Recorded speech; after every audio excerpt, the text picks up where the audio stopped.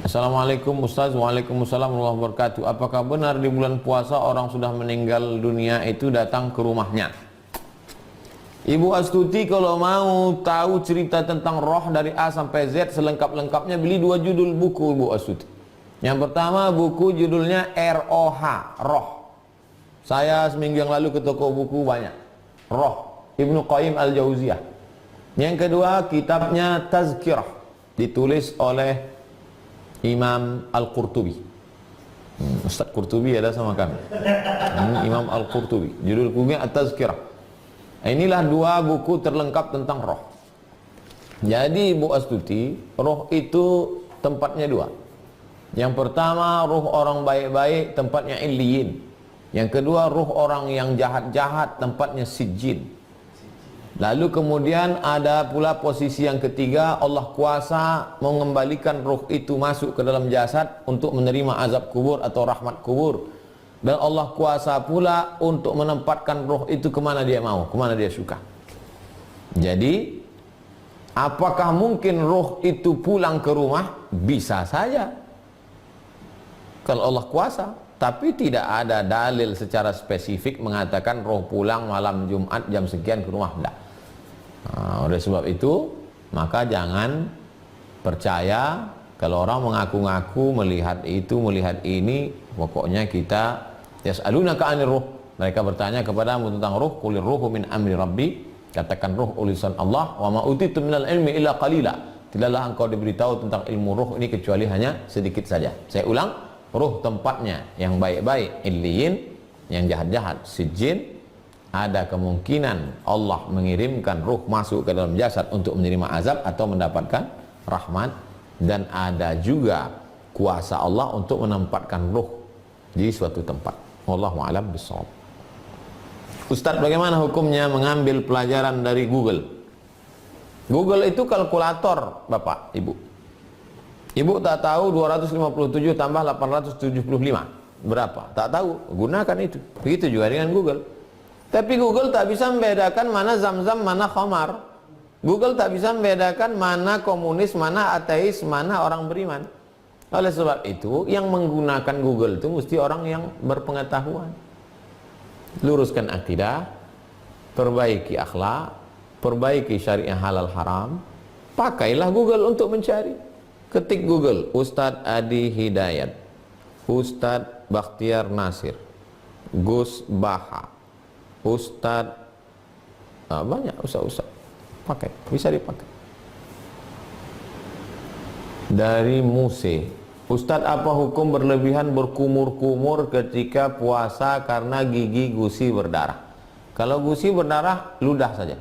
Tuh, berdarah lagi, tuh, berdarah lagi, tuh, kering dia insya Allah.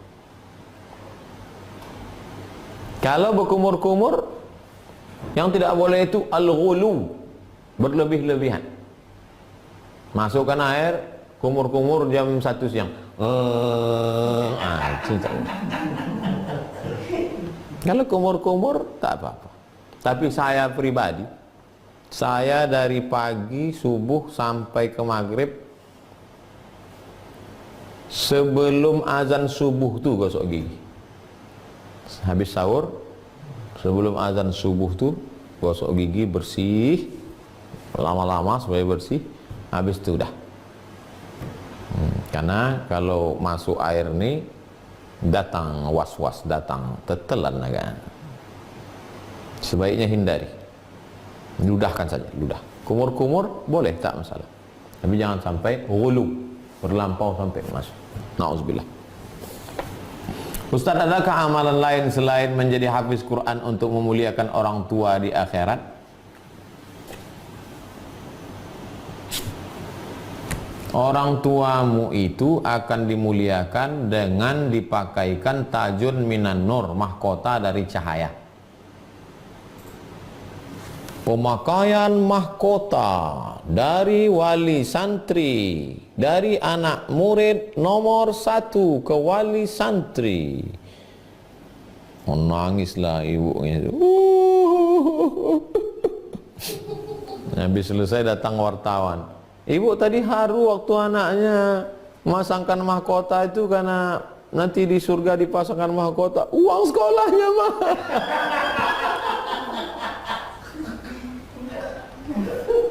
Itu salah satunya, Pak. Bahwa nanti ibu-ibu akan diberikan tajun minan nur, mahkota dari cahaya. Apakah amalan itu saja? Tidak. Amalan yang lain. Amalan bersedekah, membangun masjid. Enaknya punya anak soleh, semua amalan anak itu diterima orang tua. Menyantuni anak yatim.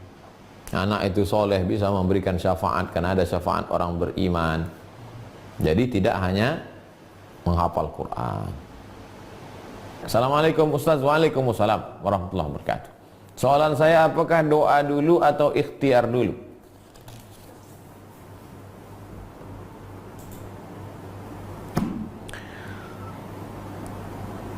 Doa itu tidak rukun, tidak syarat, tidak wajib. Nah, jadi dia tidak rukun, tidak syarat, tidak wajib. Kalau Bapak berdoa dulu, Rabbi habli minas shalihin, Rabbi habli minas shalihin, Rabbi habli minas shalihin. Kau doa Rabbi habli minas shalihin? Iya. Udah nikah? Belum? Ya nggak apa-apa. Nggak apa-apa. Ada pun orang sudah menikah baru berdoa. Nah, jadi tidak rukun, tidak syarat, tidak wajib. Kalau mau diurutkan biasanya orang usaha, sehabis usaha ikhtiar, habis ikhtiar doa, habis doa tawakal. Kalau dapat syukur, tak dapat sabar, ridha. Itu urutan yang biasa. Tapi kalau Pak Aizat Encik Aizat mau ubah, berdoa dulu, habis doa baru berusaha, habis usaha baru tawakal. Tak apa-apa, tak masalah. Karena bukan rukun, bukan syarat, bukan wajib. Ustadz, apa hukumnya menjual barang KW? Nabi SAW masuk ke pasar. Dimasukkannya tangannya ke dalam. Ya hadza ya sahibat ta'am. Penjual makanan, apa ini? Kenapa yang di dalam ini basah, yang di luar kering? Asabahul matar, kena hujan ya Rasulullah. Kalau basah tak laku. Jadi kami tutup dengan yang kering. Man ghasyana falaysa minna. Siapa yang menipu bukan golongan kami.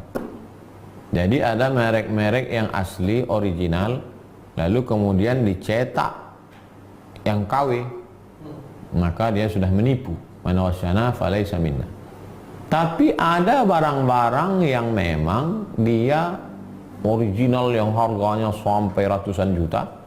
Kemudian mereka ini memang tahu bahwa ada produk KW-nya, sudah menjadi umum, dan dia tidak merasa dirugikan. Tas kah namanya, sepatu. Pokoknya orang yang beli itu tahu bahwa itu KW. Dan orang yang makai pun tahu KW. Begitu ditengoknya tas, udah tengok muka kawin. Artinya dia tidak memalsukan. Itu memang udah terjadi pada produk itu. Maka itu tidak apa-apa. Tapi kalau dia sendiri atau sekelompok, itu tipu, tak boleh. Tapi kalau kita balik ke kajian kita, menghindari yang haram, takwa. Menghindari yang syubhat, wara. Menghindari yang halal, zuhud. Jadi kalau mau menghindari ini, syubhat ini, wara. Ibu Sri Mulyani, Sri Mulyati.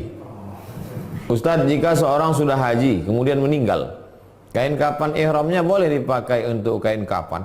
Boleh. Kain kapan ihram itu? Nah, kemarin habis umroh atau haji, kain kapan dibawa pulang. Kan mubazir tuh, dicampakkan di hotel-hotel tuh.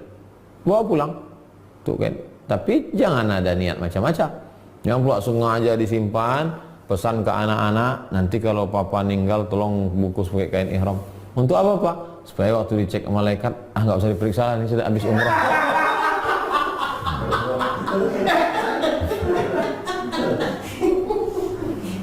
Jangan mengakal-akali malaikat. Boleh. Bolehkah kita bersifat tafaul? Tafaul itu artinya mencari barokah, mengalap barokah. Ya, beberapa sahabat Nabi SAW meninggal dunia memakai kain yang dulu pernah diberikan Nabi kepadanya. Kenapa? Karena mengharapkan barokah. Nah, dipakainya kain ihram itu, tapi bukan mau mengakal-akali malaikat. Mereka boleh tayamun, tabarruk, tafaul. Dwi Sania. Ustaz, bagaimana cara menghadirkan hati ketika berdoa? Ketika kita berdoa, kita lupa apa yang kita ucapkan. Apakah itu termasuk lalai? Lalai lah. Sampai lupa apa yang diucap atau kemana-mana hatinya. Ya Allah, Allahumma innaka afuwun karimun tuhibbul afwa. Nampak toples. Toples tempat kue hari raya. Allahumma innaka afuwun tuhibbul afwa. Nampak pasar bawah. Allahumma innaka afuwun. Itu namanya hati tak hadir, kawan.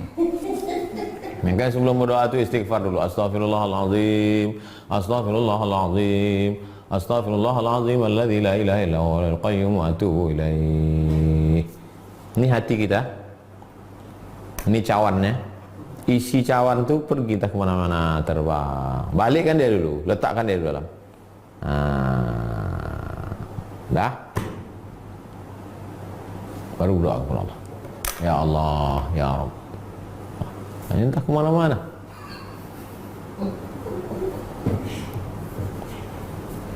Ya muqallibal qulub, engkau yang membolak-balikkan hati, sabit qulubana, kokohkan hati kami ala dinik, dalam agamamu, wa ala ta'atik, dalam ketaatan kepadamu ya Allah. Ya afu, Allahumma innaka afuun, engkau maaf maaf, tuhibbul afwa, kau cinta kepada maaf, fa'fu anna, maafkanlah kami ya Allah. Hadis riwayat Aisyah.